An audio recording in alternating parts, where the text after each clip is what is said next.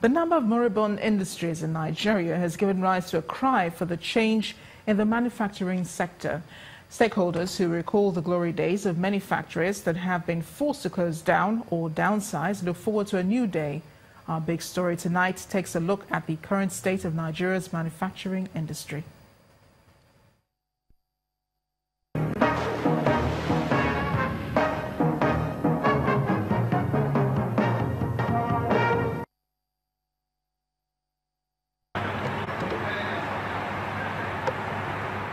This location may pass as a movie set for a ghost town in a Nollywood horror movie. It's actually a textile company that has run aground. And if you think that looks run down, wait till you see this. Or this.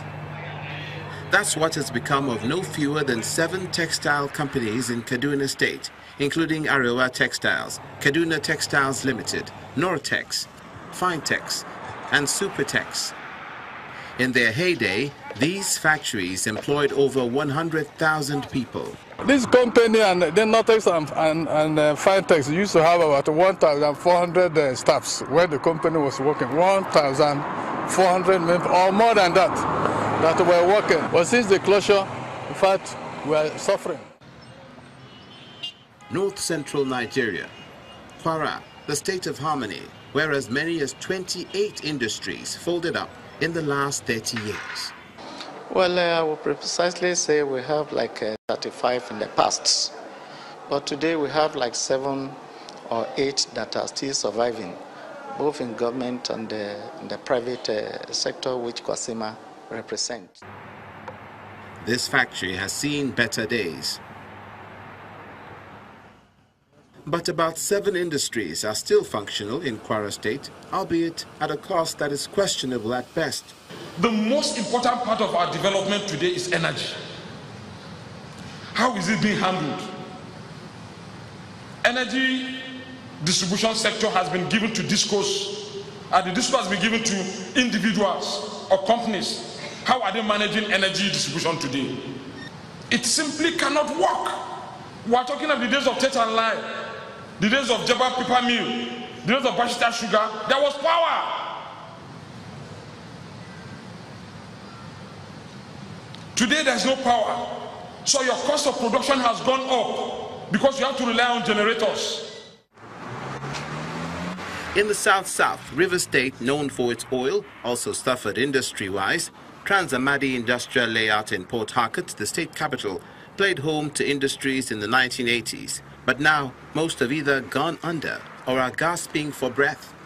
That could be attributed to the problems of militancy in the past 20 years when most white people have to relocate to other places like Lagos and Calabar. The sprawling metropolis of Kano, the commercial nerve center of the northern region. Many industries appear to be on life support. In the last 16 years, close to 400 companies have closed down. You see, it all started from the issue of the power supply. Now, infrastructure is the backbone of any industry.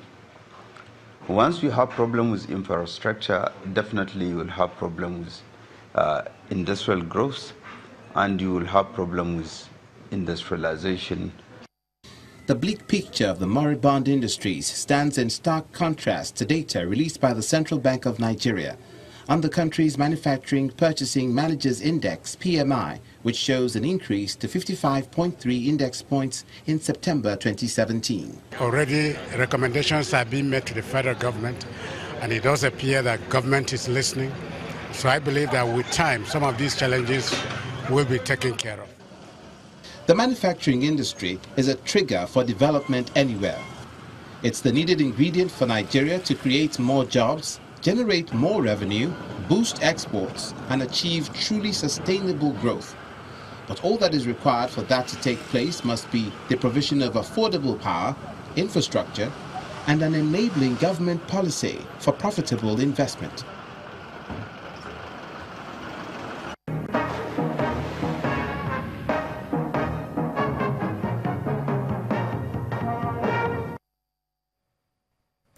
As part of its plans for 2018, Junior Achievement Nigeria is making inroads to the northeastern part of the country to bring entrepreneurial skills to 250 of the school children there. The organization, which is dedicated to empowering students on financial literacy, has reached over 700,000 young children and will be reaching voluntary returnees from Libya soon. Empowering students on financial literacy, work readiness, and entrepreneurship through hands-on programs is what Junior Achievement Nigeria has made its business. Driving its set objectives includes grade 9s who work behind the scenes and are trustees as well as members of the board of the organization. At this meeting, it's time to review the year 2017 and set new goals for 2018. And so, when discussions begin, there are quite a number of suggestions, especially with a gender-specific program. Along the same, storyline, there's also specific, need to. There's also that need to focus on the female child that is in some areas even more poorly reported as, progressing in the education. And plans for the immediate future includes taking Jan's entrepreneurial program to the northeast of the country. The City Foundation gave us a grant to do a small entrepreneurial training program with 250 young people in the northeast, and so that's what we're working on right now. Those who try to go to Europe and have then returned is to take them on entrepreneurship training, hoping that if we do that, we can hopefully ignite some element within them, and then they can go about setting up their own businesses. In the 18th year of its operation, the Junior Achievement Nigeria hopes to keep fulfilling its mandate, which is to inspire and educate young people to become conscientious business leaders by implementing educative programs that develop attitudes and skills necessary for personal success. Let's check in on the day's major business headlines and stories with Anne Mawodo.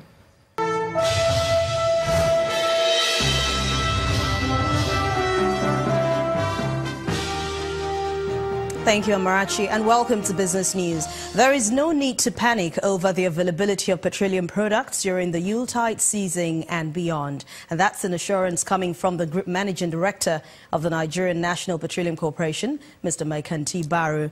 The NNPC GMD has also appealed to members of the Independent Petroleum Marketers Association of Nigeria not to embark on their proposed industrial action. As for IPMAN, I want to advise them that this is not the route to go.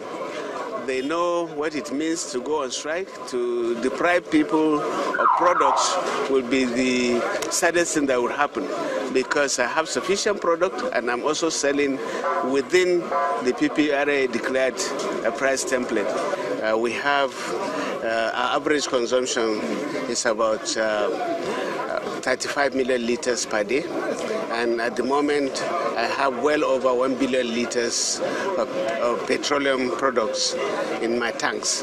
So we will not have any problem. What I will appeal to motorists is, please do not put fuel in jerry cans and put them in your cars. They are very, very dangerous, because at the slightest opportunity there could be fire. Now, 4 states in the country today presented their budget proposal for the year 2018. The highest proposal is coming from Cross River State, where the Governor, Professor Ben Ayade, presented an appropriation bill of 1.3 trillion naira to the State House of Assembly. Kano State Governor Abdullahi Ganduje presented the sum of 233.8 billion naira. Anambra State Governor Willie Obiano presented an increased budget of 160.9 billion naira, while the Nasarawa State Governor Tanko Almakura presented a higher budget of 122 billion naira. A 7-Up bottling company today announced that it has received an offer for its majority shareholder, we're talking about Afelka, to buy out minorities for the sum of 19.33 billion naira. The majority shareholder, Afelka has offered to acquire 171.5 million shares of that company, which has been making losses for some time now. The company's managing director and chief executive officer, Sunil, hints that the listing 7up from the Nigerian Stock Exchange after the takeover would be logical. The takeover is subject to shareholder and regulatory approvals. Nigeria's stock market closed last trading day in the week and in November with upbeat as financial markets take a break from the Eid Muslim public holiday declared by the federal government. Chimezie Obiwago has more for us.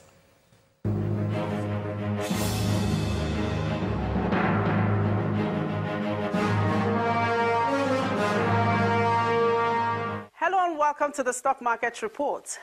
Nigeria's equities market closes the month of November on a bullish mode, with the all-share index up by 0.62%, thanks to gains posted by the oil and gas and industrial goods sectors. The volume and value today was unusually impressive, about 12 billion shares traded, worth 21 billion naira in 5,152 deals. Transcorp got over 95% of the total volume and value transactions, with over 11 billion units traded. Transcorp did what they called block divestment, and that resulted to that volume there. Market breadth remains positive, 31 gainers and 18 losers. Law Union was #1 gainer on the price movement chart, while C&I leasing topped the losers. Our market is closed for Friday, and traders and analysts are optimistic the month of December will bring better tidings for equity investors. But for now, it's goodbye to November. And that was the Stock Market Report. I'm Chimezie Obiwago.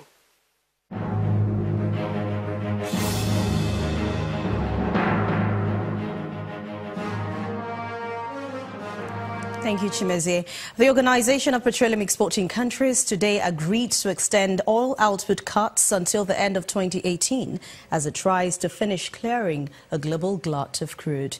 The Oil Producers Group has also decided to cap Nigeria's output at around 1.8 million barrels per day, but it has yet to agree a cap for Libya.